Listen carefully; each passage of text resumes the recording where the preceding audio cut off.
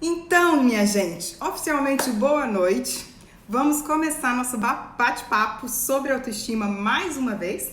E vou, como falei, retomar alguns pontos da live passada para quem é a primeira vez na live, começar junto conosco na mesma página do livro.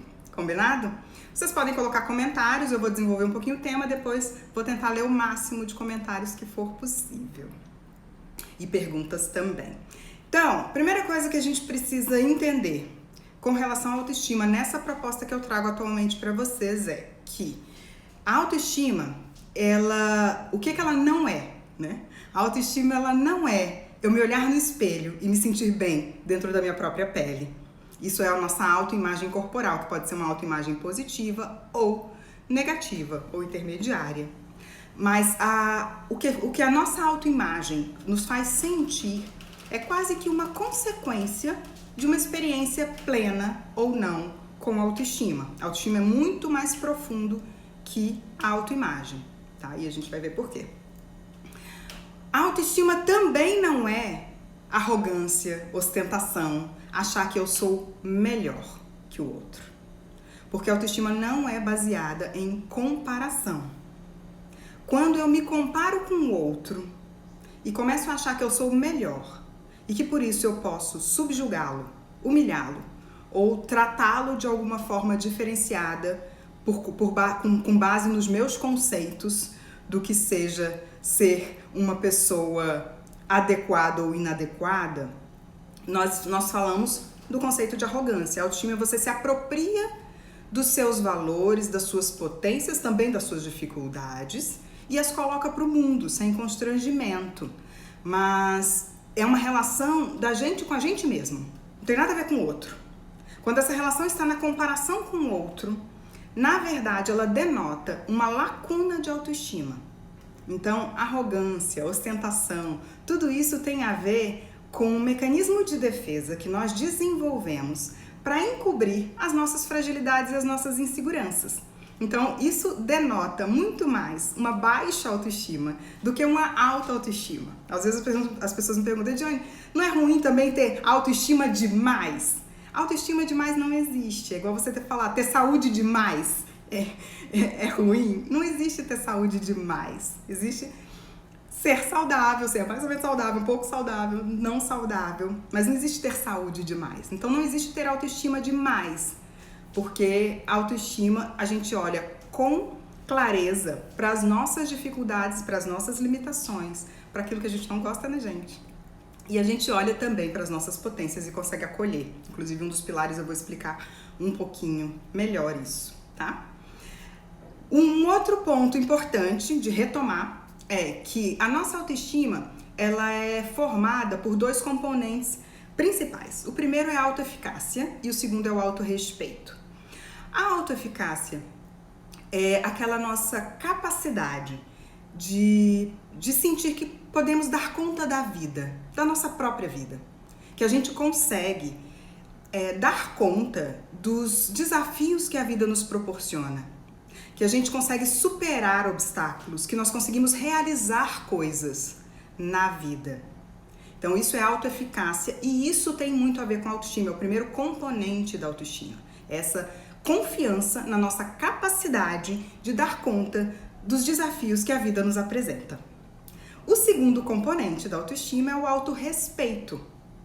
O autorrespeito se relaciona com a nossa confiança no direito, de exercermos o direito de sermos felizes. Isso inclui nos cuidar. Isso inclui em todos os sentidos, física, mentalmente, espiritualmente, do ponto de vista relacional, né, das relações saudáveis. Significa atender às necessidades que são mais importantes pra gente, que são da nossa essência, né? Não viver em função de atender às expectativas e às necessidades do outro. Significa conseguir colocar os nossos limites.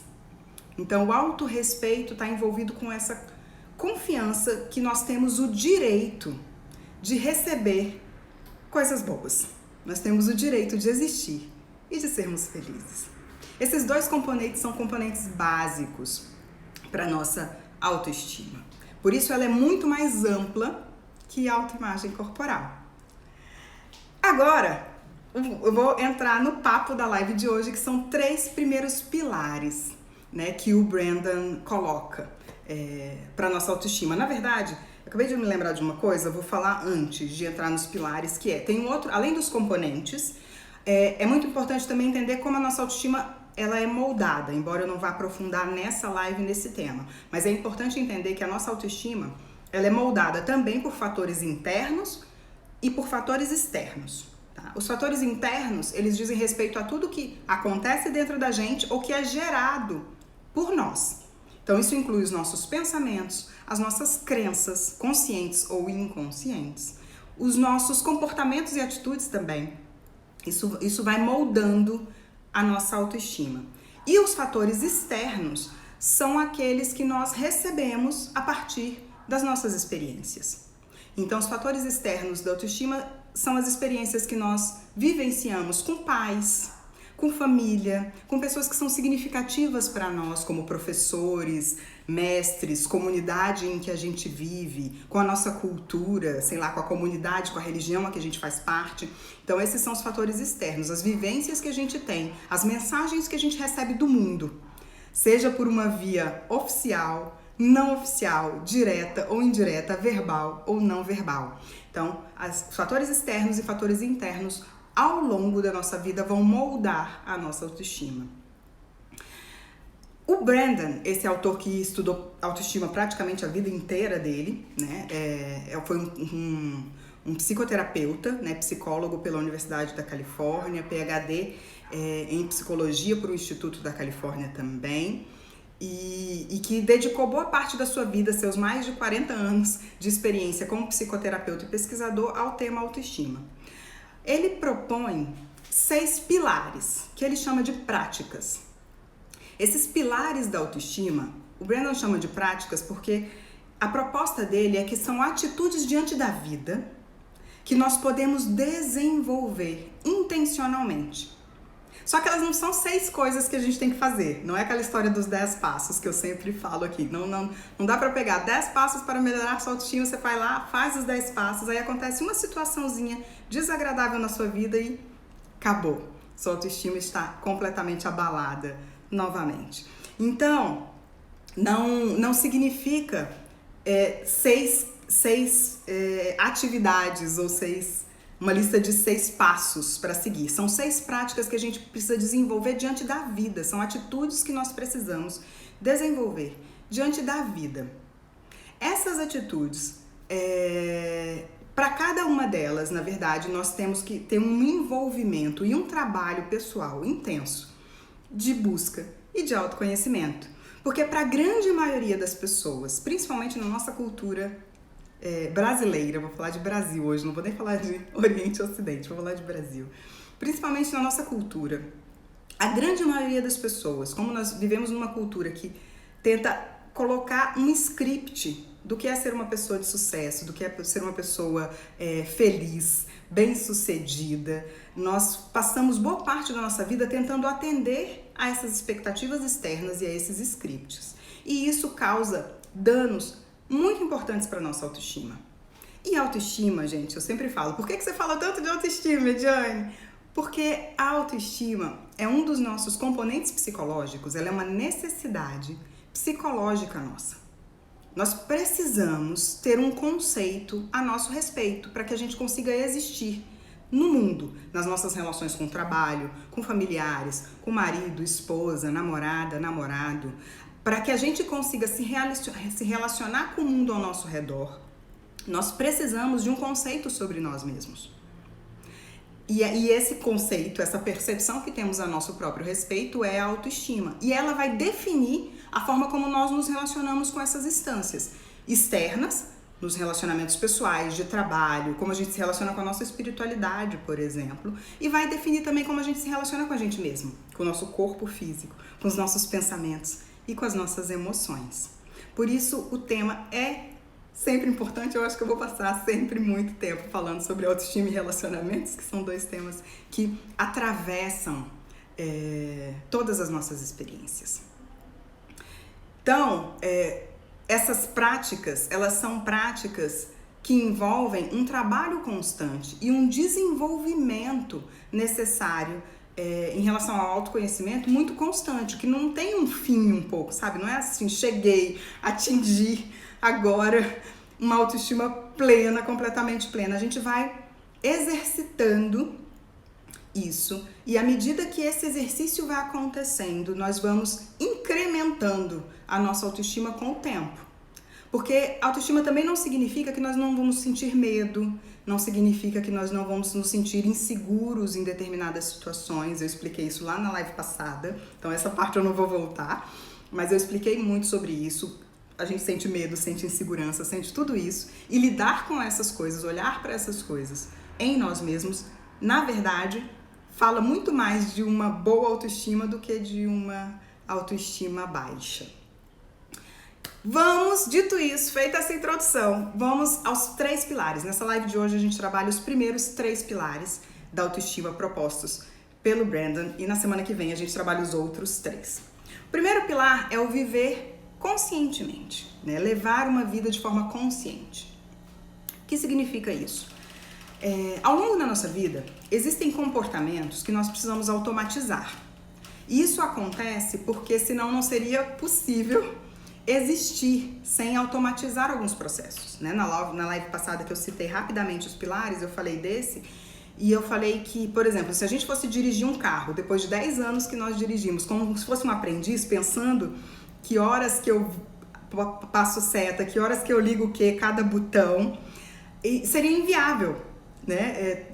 Dirigir, ter um trânsito fluido. Assim como algumas situações da nossa vida cotidiana, nós precisamos automatizá-las para que a gente consiga fluir e consiga desenvolver outras coisas, senão nosso hardware aqui não ia dar conta. Porém, a grande questão é que nós automatizamos não só aquelas atividades que nós precisamos ganhar tempo e economizar energia nelas, mas nós acabamos automatizando padrões de comportamento, padrões emocionais, padrões relacionais. E muitas vezes essa automatização não é de forma consciente. A gente não percebe que nós estamos a repetir, por exemplo, um mesmo padrão de relacionamento. Então, troca de pessoa, só mudou a carinha, é o mesmo relacionamento, né? Troca de trabalho, só mudou o cenário, mas você tem o mesmo chefe que te perturba, você tem as mesmas insatisfações do trabalho anterior. Ou você se sente tão incapacitado quanto no trabalho anterior. Então, isso é uma repetição de padrão. Um padrão que ficou automatizado por algum motivo. O primeiro pilar da autoestima é começar a prestar atenção nesses padrões automáticos, aquilo que se repete na nossa vida e que se repete como um incômodo. No trabalho, nos relacionamentos pessoais, na saúde, no lazer, inclusive, uma doença que se repete com frequência. Todos esses padrões, eles vão dizer de algo que nós precisamos observar, porque o nosso inconsciente também trabalha com a repetição de padrão, não é para acabar com a nossa vida, nós não somos uma piada do universo, definitivamente. Essas repetições acontecem como um pedido de cura. Tudo que se repete na nossa vida e que nos causa incômodo diz de algo que precisa ser curado em nós. E quando a gente começa a olhar de forma consciente para essas coisas, a gente começa a identificar esses padrões, né? E identificar esses padrões significa identificá-los no aqui e agora. O viver de forma consciente também significa ancorar a nossa observação no momento presente, que é o único que temos, já que o passado a gente não pode mudar e já não mais existe, e o futuro também não existe. Né? O futuro, ele é uma fantasia nossa. Iremos terminar esta live. Cada um vai para os seus afazeres. Eu vou fazer mais um atendimento ainda hoje. Alguns vão jantar, alguns já jantaram, alguns estarão com a família, outros ainda vão trabalhar também, outros vão descansar. Cada um vai para a sua rotina de vida. Isso é o que a gente acha, porque assim tem sido. Mas isso é uma fantasia. Pode acontecer daqui a 5 minutos uma coisa drástica que mude a nossa programação para daqui a 1 hora. Então o futuro, ele só existe como uma fantasia na nossa cabeça. Então, o momento que temos é o momento presente, que é diferente de planejamento, tá, gente? Planejamento é uma coisa importante que a gente tem que ter, mas é conteúdo para outra live. Então, o que eu tô falando é dessa vivência antecipada de situações que não aconteceram, que só aconteceram na nossa cabeça, que causam ansiedade, que causam uma angústia do que está por vir, que é algo que pode acontecer e algo que pode não acontecer. Então, viver de forma consciente significa também ancorar no presente e fazer escolhas no momento presente. Então, é no momento presente que eu preciso observar os meus padrões de comportamento. Para que observar esses padrões de comportamento? Quanto mais consciente eu estou desses padrões, mais eu vou conseguir fazer escolhas e tomar decisões alinhadas com os meus valores, com os meus objetivos de vida, com a minha essência. Quanto mais o padrão está automatizado, significa que ele está atendendo, como eu disse anteriormente, a uma demanda que ou é externa ou é alguma situação traumática que ficou no passado e que eu estou tentando repetir, pedindo cura. Então, quanto mais automatizado é um padrão, significa que ele está mais distante dos meus objetivos de vida, da minha essência mais profunda, dos meus anseios mais profundos. Então, viver de forma consciente, trazer atenção para o aqui e agora, fazer autoobservação, tem como principal objetivo alinhar as nossas decisões e as nossas escolhas com aquilo que existe de mais autêntico e profundo em nós. E isso dá um upgrade na autoestima. Porque cada vez que nós tomamos uma decisão ou fazemos uma ação que não está alinhada com o que estamos sentindo, isso dá um downgrade na autoestima. Quando nós dizemos alguma coisa que nós não queremos dizer, quando nós dizemos sim querendo dizer não, quando nós dizemos tudo bem querendo dizer que não está tudo bem.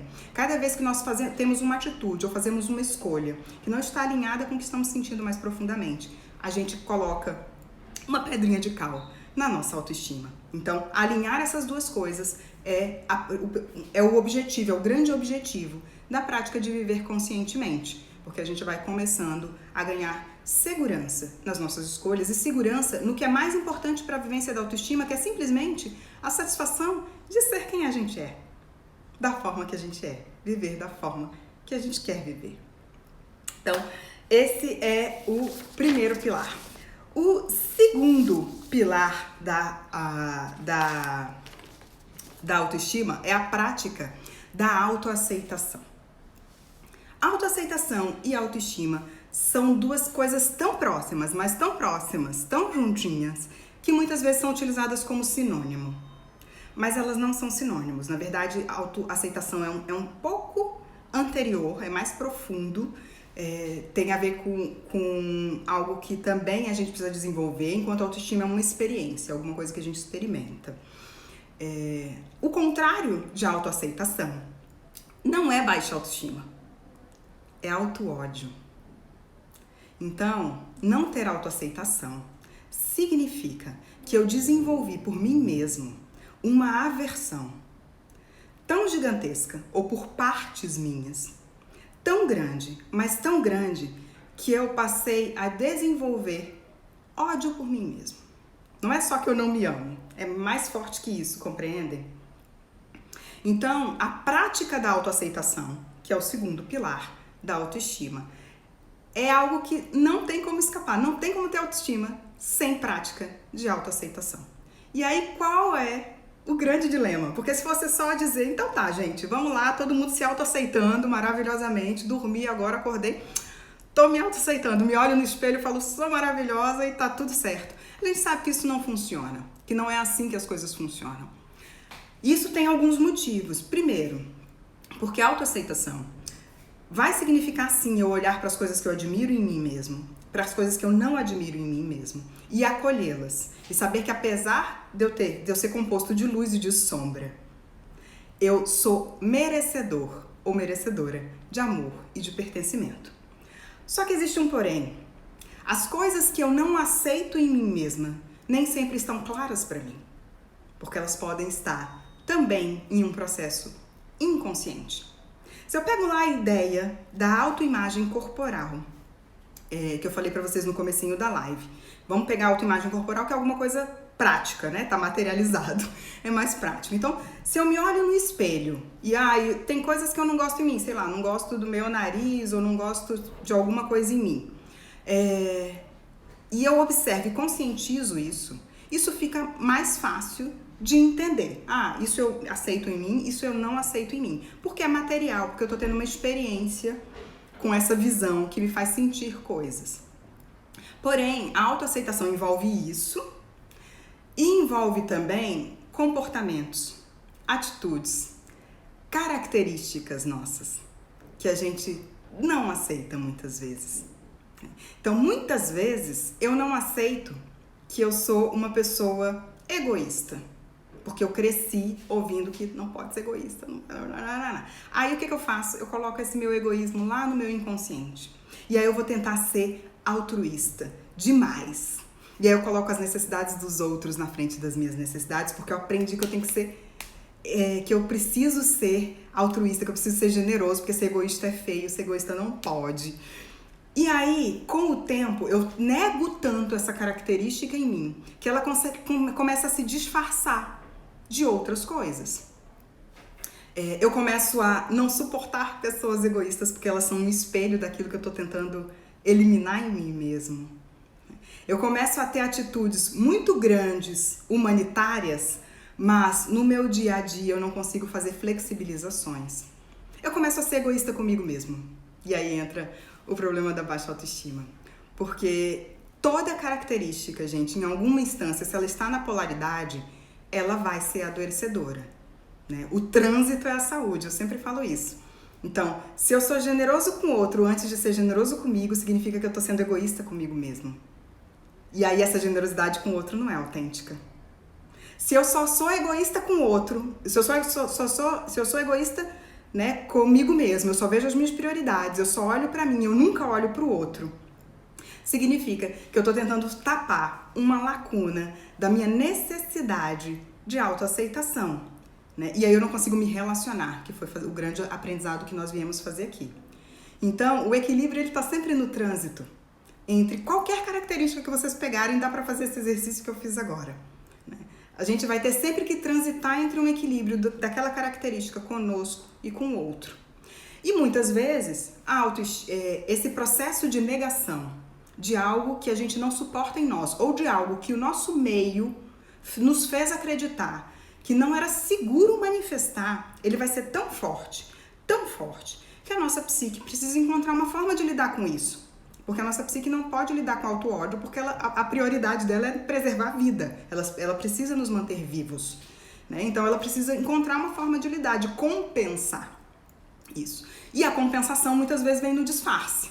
Então eu vou para a polaridade oposta, eu descambo na outra polaridade. Então eu vou aprender a ser forte, brigão, agressivo às vezes, porque assim ninguém mexe comigo, para esconder a minha fragilidade e a minha insegurança, que na verdade são características que estão ali gritando dentro de mim, né? Como eu falei da arrogância, ela vai esconder inseguranças, na verdade, de se mostrar quem você é. Então, muitas vezes, esse processo da autoaceitação, ele não é tão simples e ele é contínuo, porque nem sempre a gente sabe o que a gente não está aceitando em nós. E aí? Não tem muito caminho, né, minha gente? Que não. Autoconhecimento. O autoconhecimento, isso sim, você pode fazer por vários caminhos levam a Roma, mas precisa mergulhar num processo muito profundo de autoconhecimento para você entender o que você aceita e o que você não aceita em você. O que é autêntico seu, o que você comprou, herdado de alguém. E investir naquilo que você pode mudar e aceitar aquilo que você não pode mudar.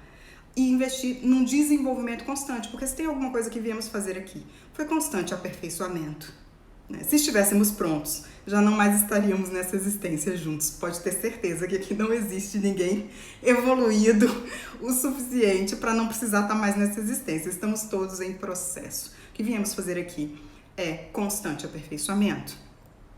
E a gente só consegue aperfeiçoar aquilo que a gente olha e aceita.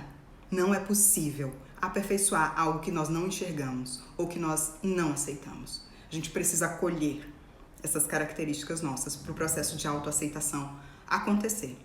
Sem a busca de uma vida consciente, sem autoaceitação, não tem como ter autoestima. E aí a gente vai para o terceiro pilar, para eu dar uma olhadinha nos comentários de vocês, que é autorresponsabilidade. Falo muito sobre autorresponsabilidade nesse perfil. Quem já acompanha o perfil de muito tempo deve estar meio cansado já de ouvir falar em autorresponsabilidade. Mas a autorresponsabilidade é o terceiro pilar, proposto pelo Brandon. E autorresponsabilidade, se eu pudesse resumir em uma frase, significaria ser protagonista da sua própria vida. Nada mais do que isso. Autorresponsabilidade não é culpa. Isso é muito importante. Culpa é uma coisa, autorresponsabilidade é outra, completamente diferente. Porque culpa nos aprisiona ao passado, nos põe lá no chicotinho, mas não nos leva para ação. Autorresponsabilidade é uma ação, é uma atitude, é uma prática. É aquilo que eu faço diante das situações que me incomodam. A gente sabe que pessoas, grupos, governos, sistemas vão fazer coisas que impactam na nossa vida e muitas vezes impactam negativamente. A gente não controla o que o outro faz com a gente, mas a gente controla 100% qual será a nossa atitude diante do que o outro faz com a gente. E a autorresponsabilidade é essa atitude. É o que eu faço diante daquelas situações que me incomodam, que não seja simplesmente reagir de forma automática. Como é que eu saio da minha zona de conforto para tentar modificá-las? Porque a autorresponsabilidade exige, sim, sair da zona de conforto. Exige dar passos que vão te colocar num lugar de vulnerabilidade muitas vezes, porque você precisa estar disponível, sem querer controlar os resultados. Né? Autorresponsabilidade significa que, se eu nasci em uma família que me fez vivenciar experiências dolorosas, como acontece com muita gente, que não deveriam ser vivenciadas por nenhuma criança, mas que acontecem. A minha autorresponsabilidade está em fazer um trabalho pessoal para que na minha vida eu desenvolva vínculos afetivos saudáveis, diferentes do que os que eu recebi. Não vai adiantar eu ficar eternamente culpando minha mãe, meu pai, meu vizinho, porque eu fiquei assim por causa disso. Isso é reconhecer uma causa, você precisa reconhecer. Mas se você fica na culpa, se você estaciona nessa culpa de culpar o outro pela sua situação atual, você não dá o passo mais importante, que é o que eu vou fazer com isso agora, no momento presente. Lembra que o passado já não existe, o futuro é uma fantasia. O que eu vou fazer com isso no momento presente? Se eu estou em um relacionamento em que eu sou desrespeitado ou desrespeitada constantemente, eu continuo nesse relacionamento, eu abri mão da minha autorresponsabilidade. Então, a autorresponsabilidade é uma ação. É aquilo que eu faço diante das situações que me incomodam. Como é que eu pego as rédeas da minha vida e me torno protagonista da minha vida? Dentro do contexto, dentro sempre de um contexto. Né? A gente pode fazer tudo que a gente quer a hora que a gente quer? Não. Existe um contexto. Mas o que eu vejo muito, minha gente, é que a autorresponsabilidade talvez seja o pilar da autoestima que as pessoas mais abrem mão. Eu vejo isso nos atendimentos na minha prática clínica. Eu vejo isso nas mensagens que eu recebo nos vídeos e nos directs que eu recebo no Instagram. Muitas vezes as pessoas me contam as suas histórias e eu adoro quando as pessoas compartilham as suas histórias, mas sempre num lugar de achar um culpado para aquela história, que ou vai ser o outro ou às vezes vai ser ele próprio. E quando você culpa você próprio sobre algo, você também abriu mão da autorresponsabilidade, porque a autorresponsabilidade não é culpa.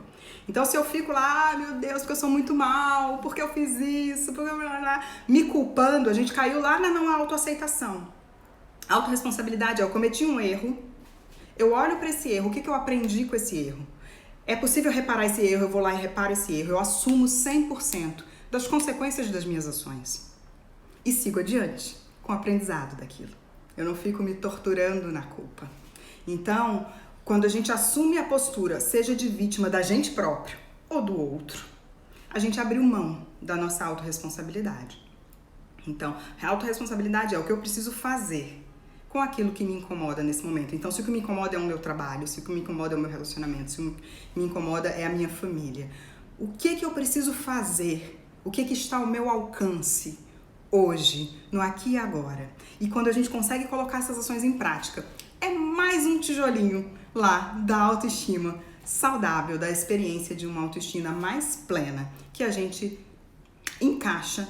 E esse desenvolvimento constante desses pilares nos leva para essa experiência, que nada mais é do que a satisfação de ser quem você é, de simplesmente ser quem você é, pensar o que você pensa, fazer o que você faz, sem constrangimentos, colocar para o mundo os seus talentos, colocar para o mundo as suas potências, se sentir merecedor de colher os frutos dos seus esforços, colocar-se nas suas relações, sabendo que você merece respeito e pertencimento. Colocar os seus limites para o mundo, para os outros. Tudo isso diz de uma autoestima saudável, tudo isso diz dessa experiência que nós viemos talvez passar nesse planetinha, que é a experiência de autoaperfeiçoamento. Ok, queridos? Eu vou ler um pouquinho de comentário, porque como eu disse, essa será uma live mais curtinha. Terminaremos em alguns minutinhos, mas dá para ler um ou dois comentários, talvez. Tô brilhando hoje, né, minha gente? Coisa de louco. Não é brilhando de brilho pessoal, é brilhando de oleosidade mesmo. Calor que está aqui neste Rio de Janeiro. Então, bora lá. A menina do Fusquinha que está sempre aqui conosco, tudo bem, minha querida? É incrível como nos moldamos a partir da aceitação dos outros também. Nos moldamos para fazer parte de um grupo, ser parte de algo. Buscamos desenvolver a tal imagem de perfeição, agradar os outros. A gente faz muito esse processo e você sabe que uma das questões mais lindas do processo terapêutico é quando a gente tem esse insight. Hoje eu ouvi isso, né, de uma paciente que eu atendo, assim, que ela falou: Ediane, como esse negócio de entender que, na verdade, eu não era forte, eu era insegura, não foi fácil, assim, de olhar e dizer isso em voz alta para o universo, foi muito difícil, porque estava buscando o ideal de perfeição, e essa questão de agradar os outros, quando, na verdade, alguém sempre não será agradado, né? O julgamento vai vir. Então, a gente precisa, principalmente, agradar a nós mesmos. Fazer um processo de busca pessoal para entender o que a gente veio fazer nessa existência, qual que é o nosso papel na novela, né? E também entender que não dá para jogar a culpa no julgamento dos outros e na busca de aceitação dos outros. Os outros vão querer aceitação, eles vão julgar. Cada um está no seu papel. O nosso papel é lidar de uma forma diferente com isso. Eu tenho uma live sobre ideal de perfeição. Procurem aí no IGTV, onde eu aprofundo um pouquinho essa questão de autoestima e ideal de perfeição. Acho até que é esse o nome da live. Então, a gente busca sim, a menina dos Fusquinha, nos moldar a partir da aceitação dos outros também. E o processo de autoestima, ele busca uma relação diferente com isso mesmo. Também, gente, é bobagem a gente dizer, não ligo para a opinião dos outros, não ligo para a opinião de ninguém. Isso aí também é um mecanismo de defesa. Igual lá a agressividade e tudo isso. A gente liga, a gente se importa. O que acontece é que a gente não precisa se importar com a opinião de todos os outros. A gente pode escolher com que opiniões a gente se importa. E mesmo mesmo a opinião das pessoas que nos amam e que a gente ama, não podem nos paralisar, não podem congelar as nossas ações.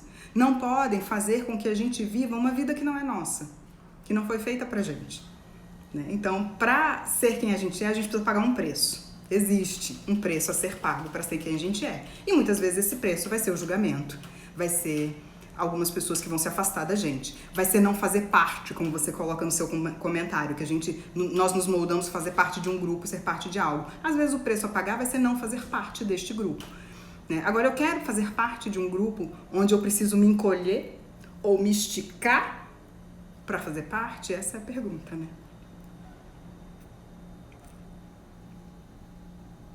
Ninguém é a alegria do campo. Zero toxicidade. Ninguém é. Por isso nosso trabalho é de aperfeiçoamento constante, não é mesmo? O difícil é aceitar a realidade, Jô Xavier tá falando. Na verdade, o difícil é olhar para a realidade sem fantasias. É uma frase que eu uso muito aqui no perfil, que eu uso muito na minha vida, que é tirar a alma da infância. É saber que nós temos responsabilidade pelas nossas escolhas, pelas nossas ações, mesmo por aquelas que nós possamos nos arrepender, que arrependimento também é diferente de culpa. A gente pode se arrepender de coisas que a gente faz e deve, né? O arrependimento é aquele incômodo, inclusive, que nos leva para querer melhorar, para querer aprender com o erro, né? Essa sensação de desconforto, quando a gente faz algo de que a gente não se orgulha, é uma sensação positiva, que a gente não pode paralisar aí, né? Então, o difícil é porque nós queremos fórmulas mágicas, Jô. O difícil é porque a gente quer um salvador que venha e nos tire do momento difícil, nos tire do sofrimento, nos tire da clausura, né? Nós vivemos como princesas no alto da torre, todas nós, homens e mulheres. Eu estou dando o exemplo da princesa, mas serve para os homens também, né? Nós vivemos como se fôssemos lá princesas presas na torre esperando um salvador. E aí tem uma frase que o próprio Nathaniel Branden usa, esse autor que eu estou colocando como base nessas lives dessas semanas, que é: ninguém está vindo. Ninguém está vindo. Então, levante-se e faça a sua parte. Vamos ver se tem mais comentários. Eu tenho 2 minutinhos para acabar. Estou vivendo nessas repetições de padrão e as pessoas ao meu redor já se acostumaram. Deve ser, você colocou não se acostumaram, né, Adilene? Mas deve ser já se acostumaram e tenho dificuldade em dizer não. Dificuldade em dizer não, que é a dificuldade de colocar limites, está lá dentro do componente da autoestima do autorrespeito, que eu coloquei no começo. Então, assim, dificuldade de dizer não é um ótimo sinalizador de como vai a sua autoestima. O quão você precisa justificar os seus sims e os seus nãos também, tá? É um exercício que quem quiser fazer, pode fazer em casa. Esse. Observa qual o tamanho da justificativa que você tem que dar para dizer um não. Você precisa inventar uma desculpa? Não precisa. Ou você nem consegue dizer o não. Isso é um sinalizador interessante sobre autoestima. Quero desfazer esses padrões para ontem. Esse é o problema. Tudo a gente quer para ontem. Aí a gente cai o quê? Na mão de técnicas mirabolantes, que podem até funcionar por um período, mas que a gente vai ver que quando nós estivermos diante de uma situação realmente importante, nós estaremos no deserto, sem estrutura interna para conseguir dar conta dos desafios da nossa vida, dos nossos desafios pessoais, dos desafios que a gente vive todos os dias. Então, gente, eu sempre digo que fórmula mágica é o nosso problema. É a gente querer a pílula vermelha do filme Matrix, e aí tá tudo revelado, né? E mesmo lá, Neo teve que passar por uma série de sortilégios até alcançar, né, a consciência. Mas,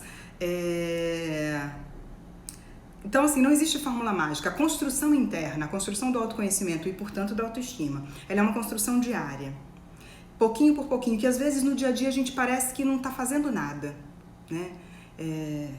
Pode ser que no dia a dia, depois de um tempo, você fala, cara, eu estou fazendo terapia, eu estou lendo, eu estou fazendo meditação, eu estou em processos de auto-observação, estou fazendo estudos sobre o tema, estou fazendo várias coisas em relação ao meu autodesenvolvimento e a minha autoestima, mas parece que nada mudou. Porque esse processo é de construção. E aí chega uma hora, quando você precisa realmente, que é quando você perde um emprego, quando você sofre uma rejeição, quando você é magoado por alguém que você ama, quando você vive uma pandemia. Essa hora é que você vê o tamanho da construção interna que você fez, se você investiu nisso nos últimos anos da sua vida, principalmente na fase adulta.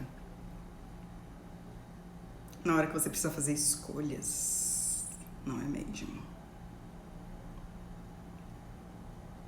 Tá linda. Muito grata. Muito agradecida. Vocês melhoram minha autoestima também com esses elogios. Vocês são os queridos. Primeira vez aqui, amei. Bem-vinda, Camila. Que bom que você gostou. Seja muito bem-vinda. Como diferenciar a autoaceitação da acomodação?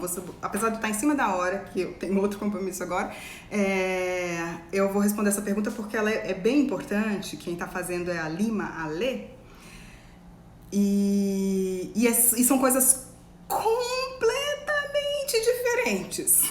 Completamente diferente. Autoaceitação.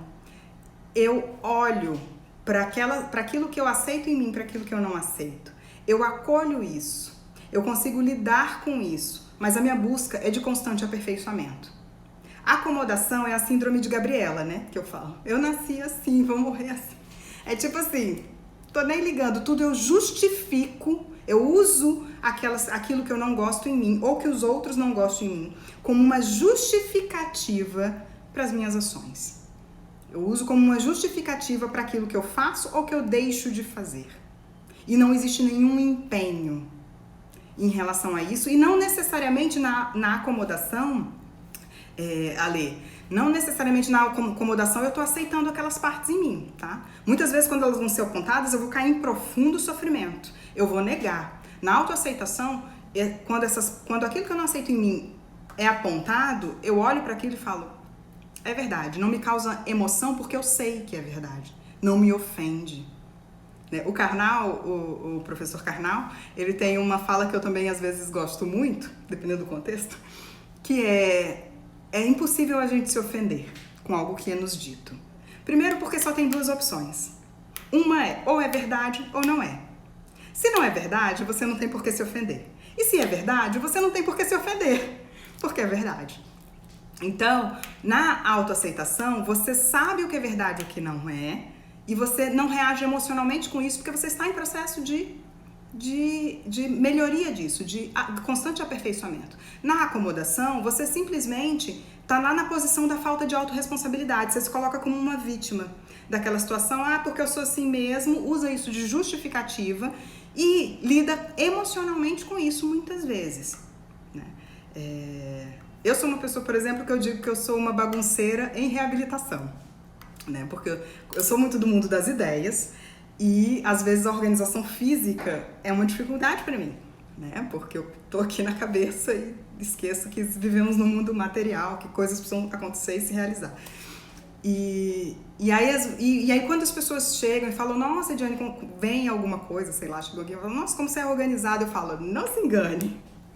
Eu sou uma bagunceira em reabilitação, porque eu sei que isso é algo que eu preciso de viver consciente, é algo que eu preciso estar consciente o tempo inteiro, porque senão eu vou cair num padrão automático, que é a bagunça.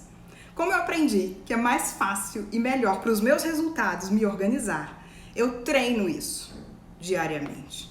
E cada vez que eu consigo treinar e ficar organizadinha, eu coloco um tijolinho na minha construção de autoestima.